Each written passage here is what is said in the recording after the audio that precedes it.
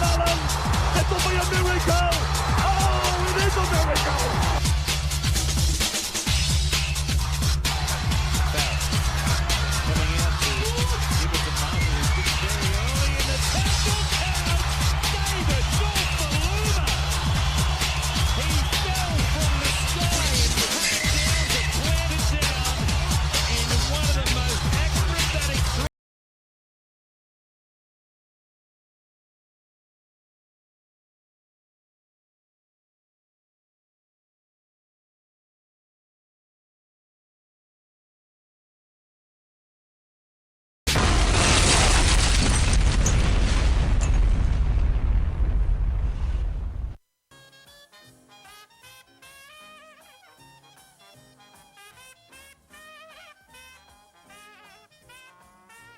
It is now episode 2.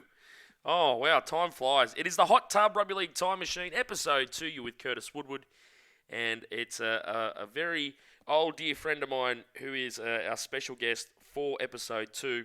He's a Dragons fan from way back, and he just so happens to be one of the nicest people in Rugby League. And it was his birthday yesterday. We're recording Thursday night. Happy birthday for yesterday, Albatross. Thank you, King Curtis, and I thank God for There'd be no room for anyone else, let me tell you. Oh, I can just imagine the. Oh, now I can see the G-string on you and the pina coladas and. Oh, Alby. Oh, all right, let's get into this. Let's not get sidetracked because we haven't even started yet. So we're going back to 1979. The St. George Dragons, Bath Babies, as they are known now. But just really, really quickly, I just wanted to off the top talk about the changes in this time at Cogra with the Dragons club. Now, in 77, Harry Bath takes over from Graham Langlands, who I believe at that time had stopped playing and he'd been coaching the side for a little while. He's replaced by Harry Bath. There's immediate success. The Dragons win the 77 grand final replay against Parramatta. 78 is a battle, and the Dragons, they missed the finals as defending premiers. Around this time, too, as I mentioned, Langland's gone. Billy Smith, he was playing Reggie's, but he retires. And I believe at the same time, Barry Beath retires as well. And he was the last remnants of that great 11 straight run.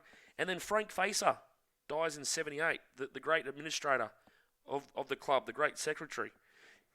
This was a very newsworthy time for the Dragons on and off the field, wasn't it?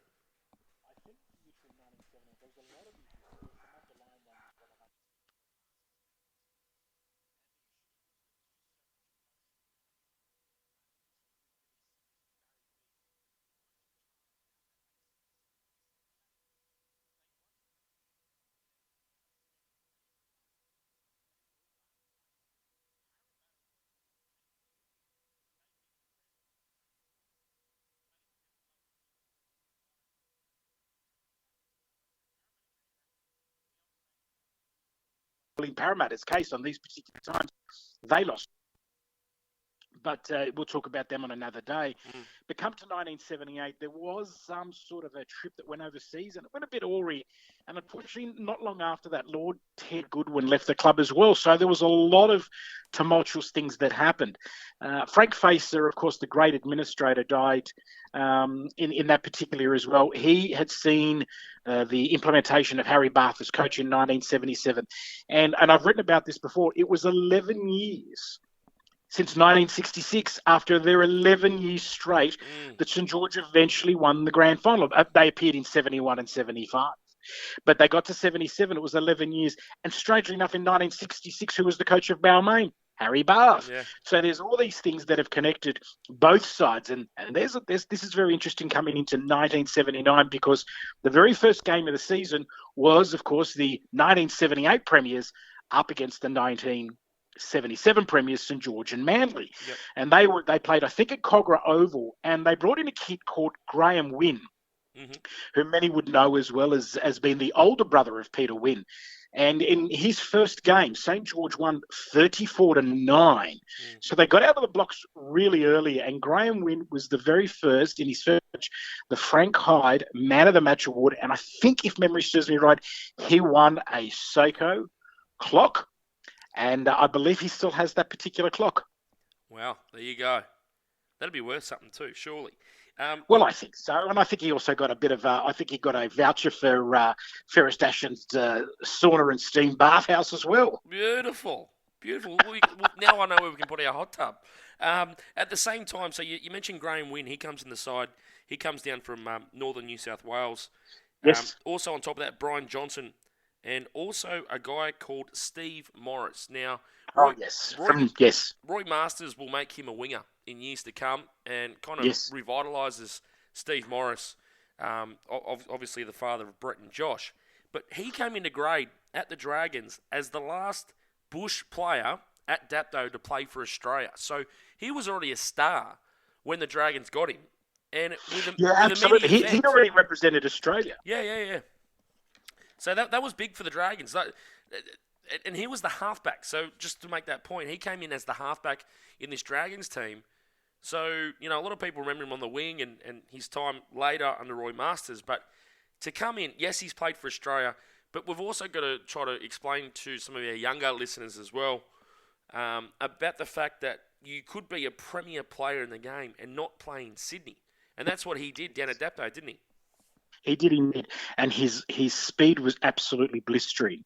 And he's one of the only few players, and we can talk about St George later on, to win a Daily M positional award of the year in two positions, wing and halfback. One of the only players that's ever done it. That year was all about Steve Morris and his blistering pace, but he was ably assisted by Tony Trojan, who was his 5'8". Tony wasn't the fastest 5'8" in the world. He wasn't a Brett Kenny. He wasn't a Wally Lewis. He was a tradesman. He was a kid from the country. We had a lot of country boys in that time. St George never really went big on players, but they had this ability to attract great players. I mean, that particular year of St George, a lot of them came from down the South Coast. Craig Young, who was about to play soccer because his father was an Australian Socceroo. Yep. But Roy Masters picked him up, and within 3 weeks, he's on his way in 1970s to play under Roy Masters in that incredible Kangaroo side, and that really laid the foundation for Australia in the 70s and St George. And Craig Young became captain in 1979. He took the captaincy off Steve Edgeworth, gave it to Craig Young, and Craig Young and Bruce Starkey, who were both policemen at the time, controlled those scrums. And, of course, those are in the days where there were loose heads and second row feeds and nipple gripples and all sorts of things. They really laid the foundation, and with that crazy rocket ready, everything was happening. And isn't it funny to look back at it now in hindsight? Like you touched on, Alby, you had Parramatta and the Dragons who clashed in the 77 grand final. Yes. And then 79, Parramatta and St George were the two premier sides of the comp all year. We'll get to Canterbury later on. But to think that this would be the Dragons' last grand final until the merge side does it in 2010, and Parramatta are just on the cusp of that mighty run in the 80s. Could you, as a Dragons fan, as a kid, Alby, could you imagine that 79 would kind of be the end for a while for the Dragons? St George has lived on so much hope. And there's other stories behind the stories with St George in that late 70s into early 80s.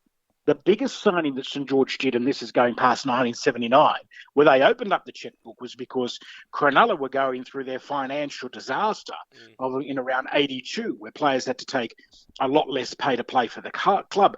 So St George ended up with Steve Rogers and Perry Haddock straight from there, and they ended up buying Steve Gearin and introduced a guy to rugby league called Michael O'Connor.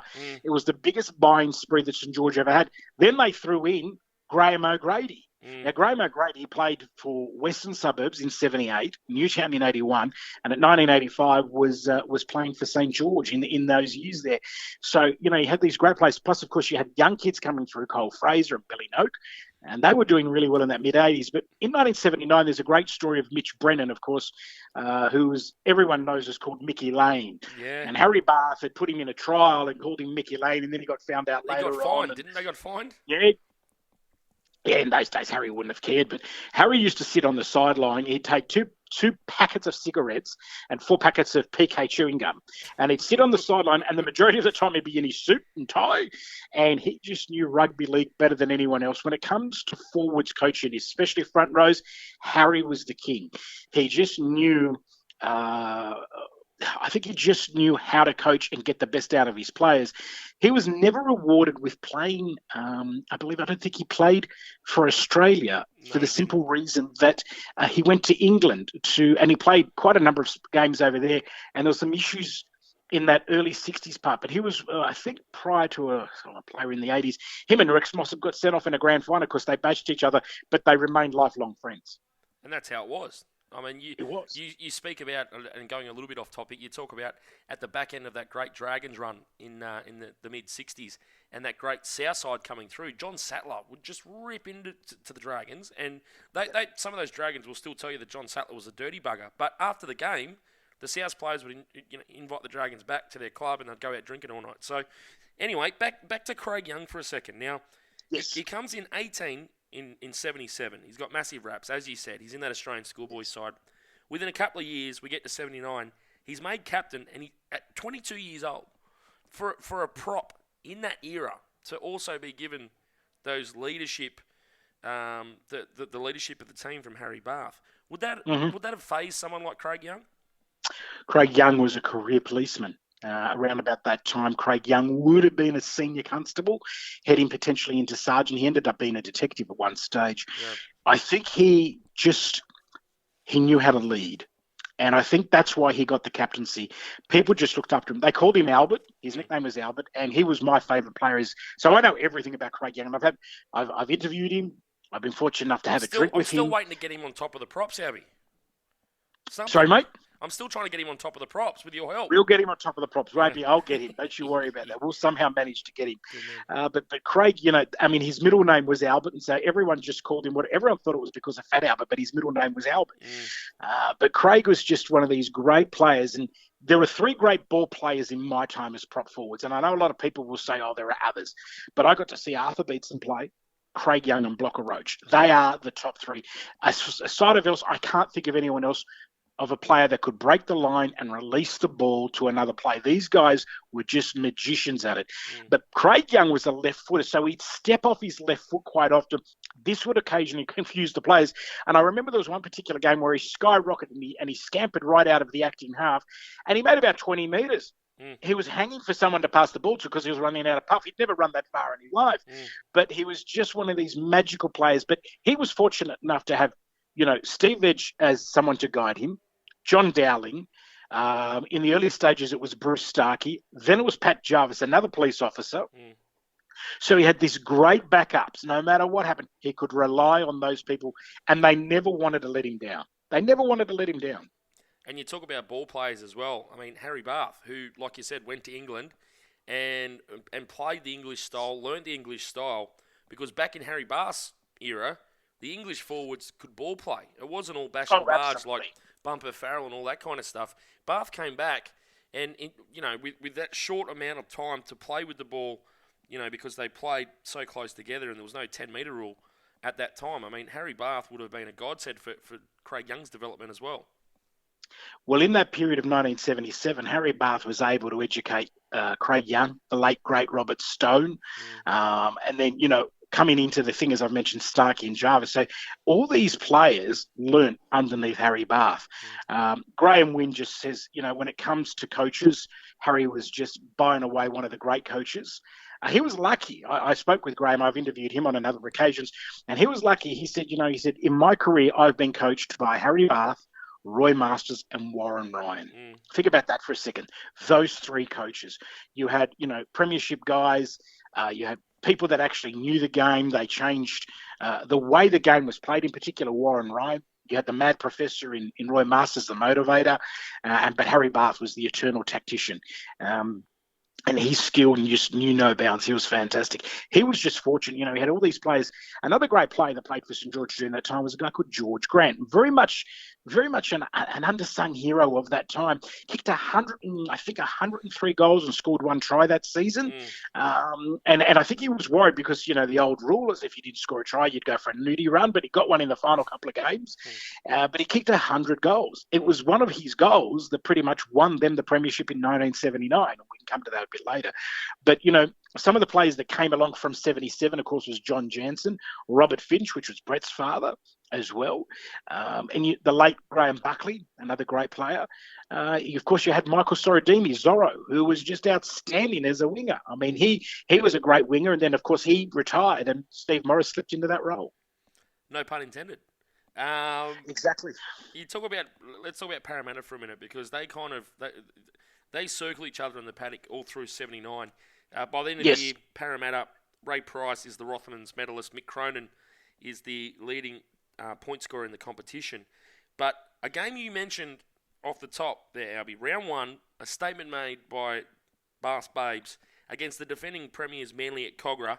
The Dragons win 34-9, like you said, 6 tries, and George Grant 8 from 11 from the forward pack, if you don't mind, with the boot. But then And then round two, the Dragons go to Penrith. And with all due respect to Penrith, they were coming good into the 80s, but they were still a bit of one of those also-ran clubs. And on their day, they could get up, particularly out there at Penrith Park.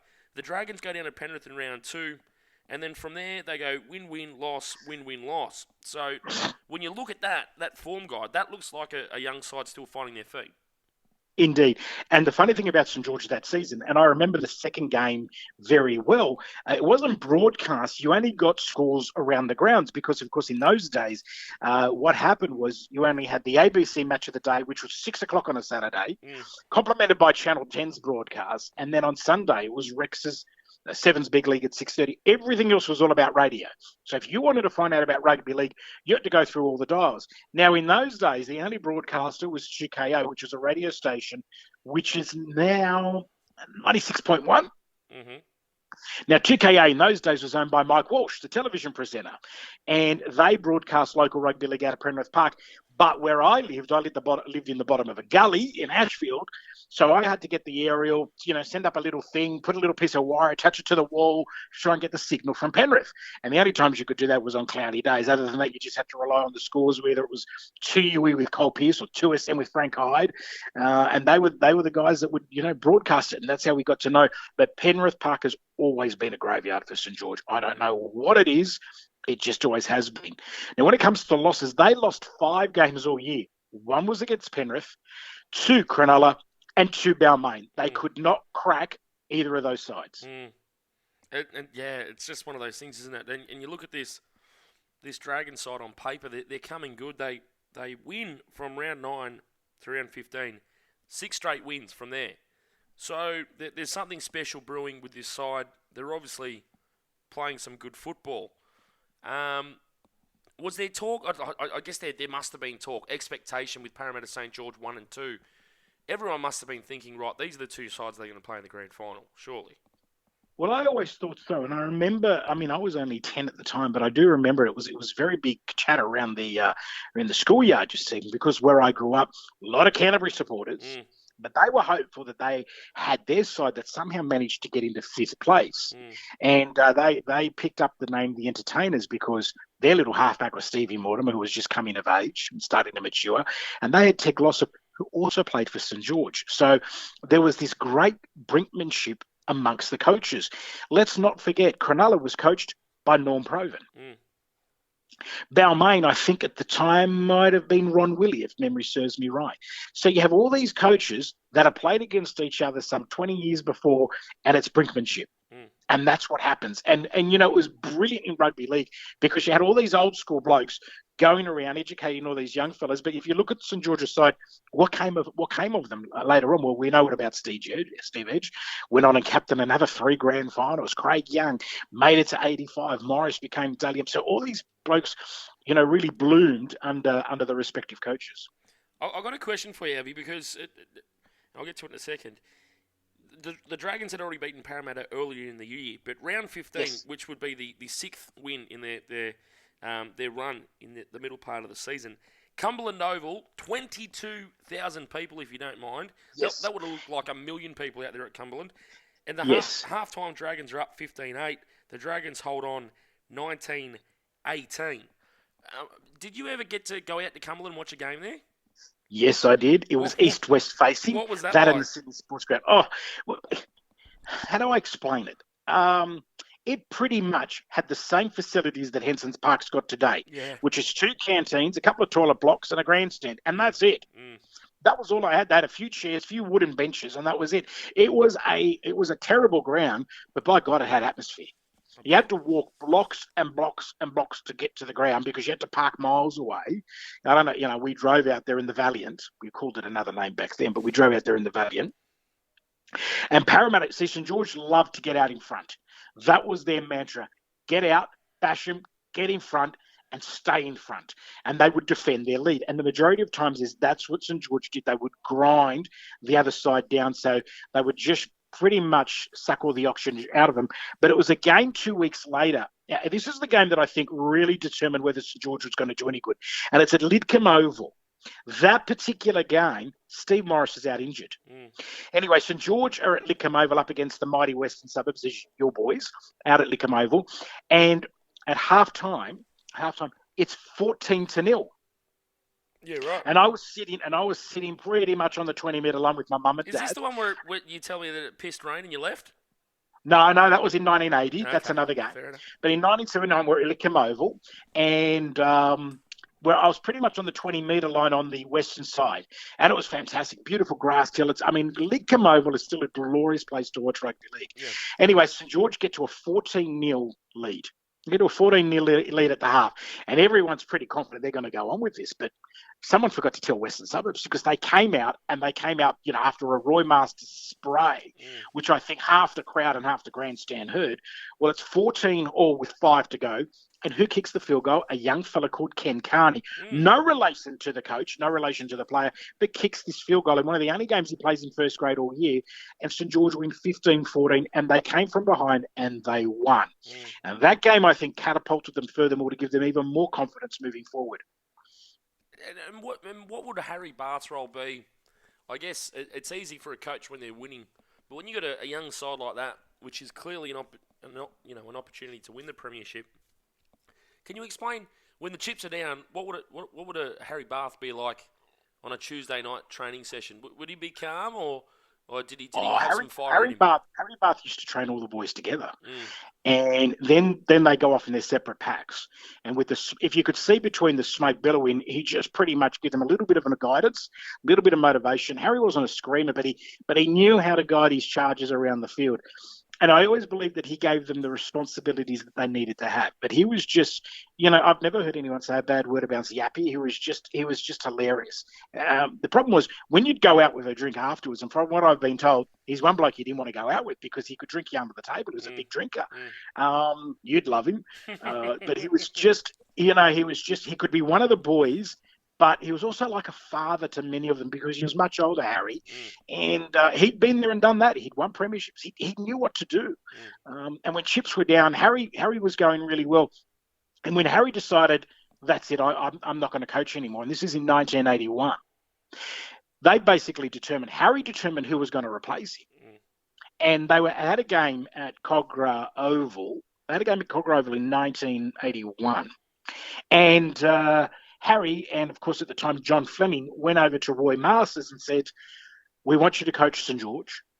We're not going to call you until the season's over, but we will coach you and we will pay the right money for you. Don't worry about it.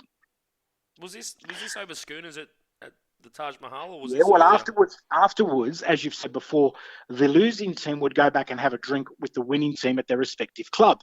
So the boys would mix and socialise together, and none of this Twitter and Facebook and FaceTime stuff. They actually socialised and they got to know each other, and some of them became mates. I'll tell you an incredible story in just a moment. But the thing about that particular afternoon was basically that was it. Harry had decided who would replace him in Roy Masters. And when they made him the offer, they pretty much just said, well, this is what we gave Harry. We're going to give you a little bit more. Are you happy to sign? And so Roy Masters did, and he became the coach of St George in 1982. And it was just one of those, and Harry had said that was it, and he retired and became a news agent up in the Gold Coast until he sadly passed away some years later.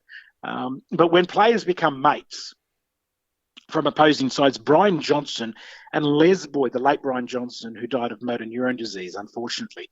And he was a great guy. Him and his wife couldn't have children, but they adopted 2 boys. And Les Boyd and him ended up playing together in Warrington and went on a number of tours together. And when Brian passed away, the first person there was Les Boyd, and he's pretty much been the de facto dad for Brian's kids. So, they're the things that used to happen. And I just wonder, I'm sure that there are players that are still mates, but it's a little bit different these days. I think because we're all in bubbles, at the moment we are, but they become very protection of their own. And it's only later on, because they've played each other before, that you see the friendships that go around. But, it was just, to me, an unlikely guy in Les Boyd, who was a bit of a bugger on the field, being best friends with Brian Johnson, who was the world's nicest guy. And, Brian was a teetotaler as well. And unfortunately, I think whether that had anything to do with it, I'll never know. But I think for him, he gave a lot back to rugby league as well. And back to your point, too, about players back then, I guess, but not just from their own clubs, but like you said, I mean, it was all part of rugby league to get together after games and all that kind of stuff. But I guess that's a little bit lost now. Everyone's kind of matey with everyone now, and they all kind of... It's a little different. It's very much a little different. And I think that's... I don't know. I just think with social media, and I think because the players, they're so entrenched in their sides, it's just that little bit harder than what it used to be, So, I'm sure that they're still friends, but I think it's just a little different. So the Dragons, they're 2 losses for the remainder of the year at this point, and a 4-game winning streak to the finals. So they're in fine form. They are absolutely flying. Everything's clicking for the St. George Dragons. Everyone, as I said, and I keep harping on this because I think it's prevalent to talk about this, everyone's thinking Dragons versus Eels. No one's thinking Canterbury. They're thinking, great team. They might win in a year or two, and Steve Mortimer, this young halfback, is going to have a mighty future. Canterbury slip in ahead of Balmain, I think, by 1 competition point. How different things could have been at that point. What was the talk about Canterbury? You said they were the entertainers. Were they as respected as a Parramatta at that time, or was their time ahead of them? Parramatta had a glory decade. When you look at what they did from 1976 to 1986, you look at their record. It was the decade of dominance. They appeared in 76, 77, and then won 81, 82, 83, appeared in 84 and lost. Didn't appear in 85 and won in 1986. It was a decade. It basically put the western suburbs of Sydney on the map. It was just, I can't begin to tell you what it did for the game of rugby league in the western suburbs. And all those great players that came from Fairfield Patch, your Peter Sterlings, and all those other great players from out there, Yarra Alexanders from St. Greg's, all they ever wanted to do, and they ended up getting the pick of the bunch because they were just so good. They were just so good, Parramatta. St. George had a different theology. A lot of their people came from South Coast, Corrimor, Dapto. A lot of the kids came from down the South Coast. It was pretty much St. George's territory. And that was underlined because of Frank Facer. Now, you mentioned him before. What Frank used to do is he would put the players on the bus and drive them around the country. In the suits. And they just rock up to pubs and go, right, who wants a game? Yeah. And so all of a sudden, then not only did they have beers with all the boys in the bar, because I can tell you, from London to a brick, if you spoke to an old bloke in their 70s or even 80s now, did you ever have a drink? Yep, Norm Provan or Reg Gasnier. But also that Uncle Ted down the road, he played against Reg, and Reg never scored against Uncle Ted. And where's your son going to play? Well, St. George go first. Yeah. And that's what they did. And for a whole generation of kids, they knew nothing about it. You even ask kids today, who do you go for? St. George's following in the bush is astounding because of what Frank Facer did. Now, a lot of the clubs are doing it now, and fair play to them. But he decided, and he wouldn't tell a lot of the places. They would actually go on tours after winning a comp, wouldn't they? The actual tours of the bush. Correct. And what would happen? Well, they ended up picking blokes like Ian Walsh. They had other players. They were just outstanding when it came to recruitment, and everybody wanted to play for St. George. A dear friend of mine who just turned 75 was as close to anything to play for St. George. He would have been a superstar. He ended up playing with Arthur Summons when Arthur came and captain coached the Wagga Magpies. Balmain wanted him. Other clubs wanted him. St George were hell bent on getting him, and he went to trial with them, but he basically got homesick and couldn't leave his family. And in the end, he became a country superstar. His knowledge of rugby league, I had the misfortune of playing a game of touch against him. I wish I never did, but I'm playing a guy this is probably about 10 or so years ago when I was a bit slighter. And so he would have been in his 60s, and I was in my 40s. And when a player, and this is how good he was, he not only knew where the line was, he made his own line. And like Wally Lewis and Brett Kenny, they let you know where the line was, because that's where they determined where the ball was going to be played. They played in their space, and there's only a very few players that could. Andrew Johns did it. And you can just see how good a player was. But the thing about St George, they're such a proud club. Cole Fraser, who's a great mate of mine, said, there were always ghosts in St George. He goes, but the boys of 77 and 79 were able to extinguish a lot of the ghosts from the 60s because they created their own history. The boys from the 80s couldn't, because they were only in one grand final in the 1980s. In the 90s, they couldn't do it. And they're in 4 grand finals. And I remember writing the article, which you helped me as well, about the number 11 and how important it is to St George. Well, here's a little stat for you. Craig Young was one of the links of the number 11. Well, he played in the 11 jersey in 1979 because that's what props wore in the 1970s. Dean Young, who is now the interim coach at the moment for St George. St George won in 2010. Next year is 2021. 11 years. If it's going to happen, it'll happen next year, and St George could get to that grand final, and you never know. But that number 11 holds quite a lot of mysteries out there, St George way. And look, you spoke about the pressures, I guess, of the glory that was to be part of St George Dragons, and you spoke about Frank Facer, who unfortunately passed away before 79, and I think it was in one of the books that I've got behind me in my man cave here. I can't remember which player it was, but they spoke about other clubs coming out and to see a potential player coming down to Sydney to play for the Dragons, and then all of a sudden these 2 or 3 blokes would get out of this beautiful car in these red suit jackets, these red Dragons, with the encrusted logo on them, and there was a prestige about it, and they would get the best players to come down, but the rule was that you weren't guaranteed to start the season in first grade, and many players that came to Dragons in that 11 straight premiership period had to bide some time in reserve grade. So that was the way. You had to earn your spot. You had to earn the respect. Earn the respect of the players, earn the respect of the coach, and then earn your spot. I mean, it's. I won't say it's different now, because there are players that work their way through the systems, and the systems are a little different now with the way of player managers, and that's the way it's going. And this is my guy, and he's my client, and things like that. But they had different talent spotters back then. Yeah. But everyone wanted to play for St George, and success bred success, and that's why they had 11 straight years. You look at other sides that took St George on during that decade. Western Suburbs, Balmain on a couple of occasions, South Sydney. That incredible period between, I think, 1949. I did the mathematics. Between 1949 and 1979, I think 85% of grand finals, or even more than that, either appeared St George or South. That's it. And that's an amazing stat. And that is amazing pressure, like you just said. It's amazing that St George did what they did with the Ghosts, like you spoke about, in 77 and 79. Yes.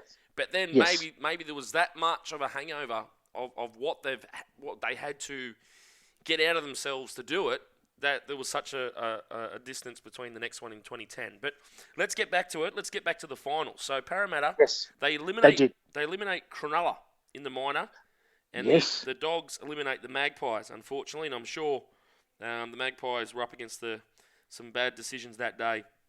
Poor old Magpies. Major semi-final, Dragons versus Eels, 40,000 fans the next week at the SCG. And the Dragons win 15-11 straight into the grand final. They are rolling. They are rolling. And the referee on that day was Gary Cook. Now, there was a lot of controversy about that particular game. Apparently, there were 2 tries that were let in, allegedly. I didn't see it myself, but that they were, very forward passes. And this gave St George the edge over Parramatta that afternoon. And, Parramatta, who had just lost, really got destroyed by Manly in 1976. In 1978, there were matches where Parramatta had played in where there was another referee who had controversy in Greg Hartley. And unfortunately, Parramatta could not get past it, and it ended up being Manly Cronulla in the grand final. But Gary Cook this afternoon who was no fan of Parramatta, was also the grand final referee in 1977, who pretty much allowed Rocket Ready to run riot over the whole Parramatta backline, got cautioned 7 times. No sin bin in those days. Rocket was on fire, and he absolutely bashed the Parramatta forwards. Now, there's a couple of reasons to that. It is because back in 77 in the first grand final, Ray Price made a very hard tackle on a young player called Mark Schulman, and it bruised his kidneys. He was the littlest player to ever play halfback. He was tiny, this bloke. And it destroyed Mark Schulman, and he could never take his place in 77. Was it a fair shot? I don't think it was. From the vision I've seen, I didn't think it was fair, but some may say otherwise. But Rocket made sure there was a square up, and Rocket and Ray Price had this running battle, and it ended up back in 1979 in this major semi, and both Rocket and Ray went for each other. The referee, the penalties those days, I mean, I'm pretty sure, if memory serves me right, that he gave St George the run of the green. The following week, Parramatta play, I think, Canterbury, who are coming from 5th place, and all of a sudden now we've got a Canterbury St George grand final. Yeah, and I can just imagine those two ferocious lions, Ray Price and Rod Reddy, giving it to each other. Would have been amazing to watch. I'm looking at this Canterbury run. So Canterbury, they're on the other side of the draw, and everyone's looking at the Dragons and Eels.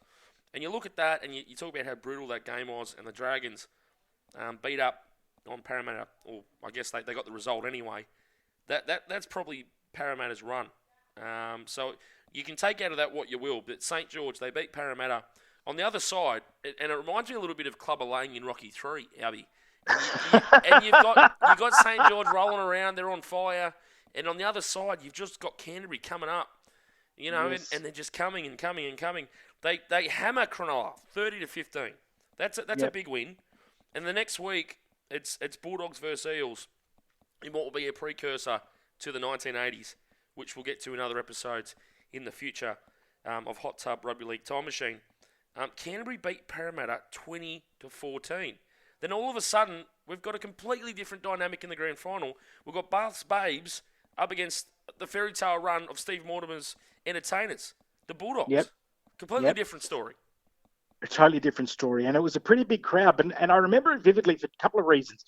It was broadcast. There was always the threat: if the crowd didn't sell out, there'd be no live coverage of the Rugby League Grand Final. So right. It was the great sell. This sell, of course, went on through with the 70s and the 80s. Well, anyway, the Channel 7 cameraman decided to go on strike.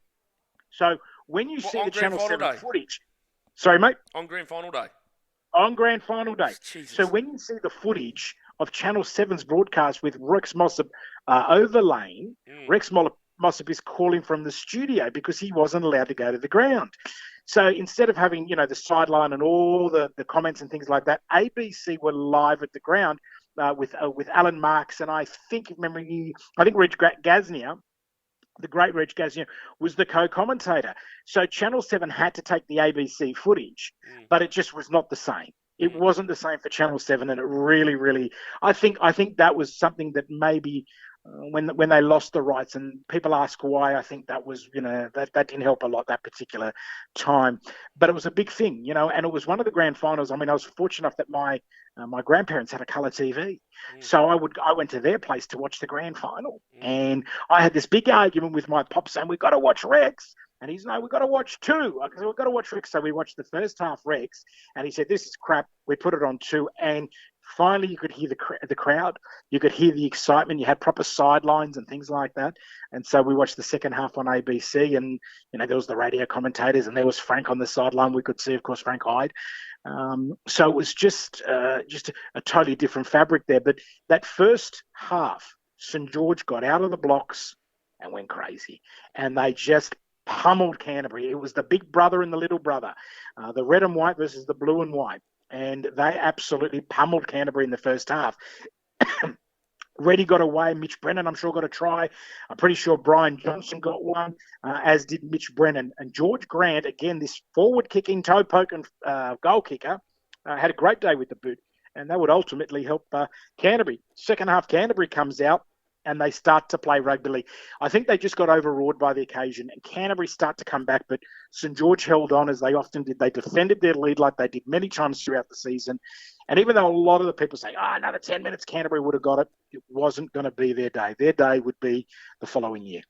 Look, I'm only 34, Alby, so I guess the question that I've got for you, going through, speaking to some older players on top of the props and, doing some research for different articles and all that kind of stuff, Rod Reddy is a very respected person, and he's obviously done great things post-career. I mean, he had a mighty career himself, but, he was down there at Adelaide, the Rams, and his, development and recruitment and all these other things. But was he considered a dirty player by opposition sides? Yeah, by some, yeah, but he was hard. He was a hard player, though. And you knew when you got every team needed one, right? Yeah, but Rocket had incredibly long arms. He was often thought of as Mick Levinskis' brother because they were quite similar in height and length and stature. And they sorry, mate? The Tash as well. The Tash as well. I mean, he had the great Tash. I mean, how do I think? I'm pretty sure, if memory serves me right, Rocket's son married Lord Ted's daughter. Yeah. So there's great bloodlines throughout there. And I mean, Rocket's boy was the goalkeeper, I think, for one of the A-League soccer sides. Liam played out, I think, Western Sydney. He has been to, I think, every A-League club. He's been all over the place. Yeah. He's had a very good career, though. He's been a good keeper for a long time. But I guess the question for me is the importance of someone, like you think the 97 grand final, Alby, and Paul Harrigan, before the game, he says, you don't get sent off in a grand final. And he went out and he was a lunatic. I mean, it's just one of those things. You need Rocket, you need let me tell you, prior to that, I think the last player to get sent off was Phil Sigsworth, which was in the early 80s. Prior to that, I think, if memory serves me right, and I'm really testing my memory, was Harry Bath and Rex Mossop, which was in 1959, 1960. So not many players did get sent off in grand finals, but there were a few. But Rocket absolutely bashed Parramatta. And then the following week, Canterbury, he took it to Canterbury, and they had a young forward pack. They were good. They were really good, the Canterbury forward pack. But, just the experience of that pack of Craig Young, Edge, who came back in and replaced John Dowling, he just added that certain panache. He knew how to win a scrum against the head. Morris and Mortimer had a great running duel. I mean, Mortimer was one of the greatest cover defenders ever. And then there was that great run by Brian Johnson, who got the ball on his goal line and ran, and then finally ended up around about the Canterbury 20 to be tackled into touch by Stan Cutler at the time. And, of course, Stan didn't get to win a premiership with Canterbury because he ended up getting replaced by Greg Brentnell in 1980, who came up from Wagga. And Canterbury, had that golden game against the Roosters. So, but the 79 grand final was all St George first half.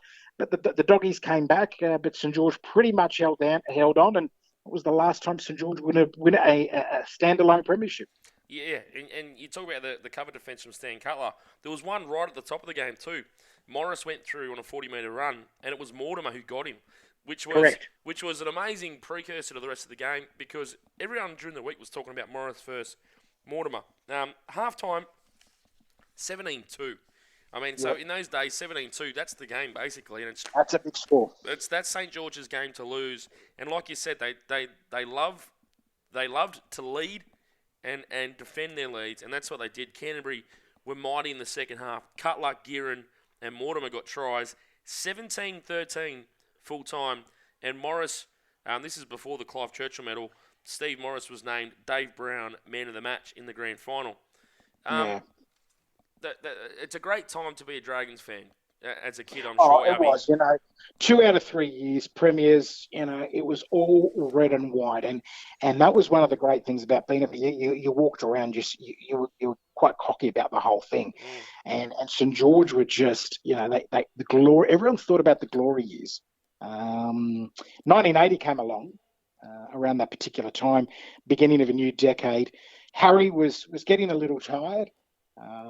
But in 81, it was, and there was in 1980, you had Canterbury, but you had the Roosters who were great all year. But Canterbury, again, they just created some magic. But St George would get a vote eventually put out in the finals. There was 2 games over 2 days, and it was East played Canterbury on the Saturday, and on the Sunday, which was the minor semi-final, was St George and West. And West won 13-7, and the day before, Canterbury had beaten, I think, East, and that particular match, 13-7 as well. It was the first time and only time ever that's ever happened. And interestingly, too, it's, I guess, a bit of a struggle street after that for the Dragons in the 80s. They do make the grand final in 85, and yes. Pat Jarvis told me on the Top of the Props podcast, he said that he thought there was a premiership window in 85, 86, and a few decisions by the club to kind of get rid of a few guys at the time, kind of made him or forced his hand to leave the club too. Could you imagine that it would be so long? You go through 85 and then 92, 93, 96, 99 as the merge club, and then all the way to 2010. Could you imagine that it would take that long to taste success on the final day of the year again? Yeah, it was a generation and a half before St George would taste premiership success, and it was great that it was Wayne Bennett, and great that Dean Young was involved. So there's a lot of great history on that particular. I went to that game, and it was just I can't begin to tell you. It was there were so many people crying. It was, it was honestly, it was almost like the birth of my child. It was just, I can't begin. It was brilliant. It was absolutely fantastic. The water was, rained. We had horrible seats, but it didn't matter. We were there, and that's what made it just so much more very special for so many people.